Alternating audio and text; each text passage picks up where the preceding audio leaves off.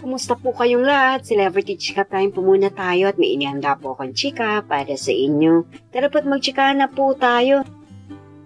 Asia's multimedia star na si Alden Richards hindi papaawat sa kanyang pagiging isang runner. Yes, mga maka-celebrity chika time, yan po ang ichichika ko sa inyo na lubos rin pong usap-usapan sa social media ng mga netizens, lalong-lalo na nga po ng mga followers at supporters ni Alden. Bago po tayo dumako riyan, nais ko po munang batiin mga timbahay, team abroad at mga seniors natin dyan. Shout out po sa inyong lahat at happy blessed Sunday po. Ngayong araw nga po ng linggo ay namataan muli ang Asia's multimedia star na si Alden Richards na nagja-jogging po ito kasama ang kanyang mga ka-gym buddies.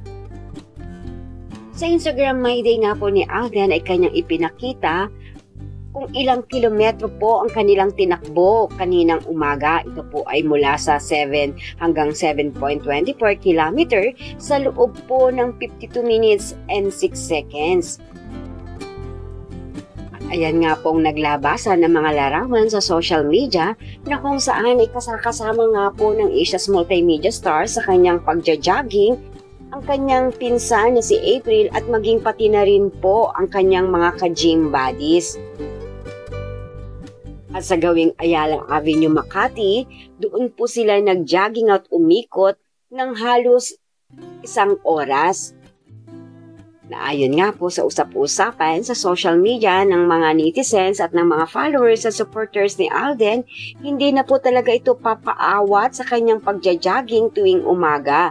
Tunay naman nga pong parang isang professional runner na rin po ang Asia's multimedia star.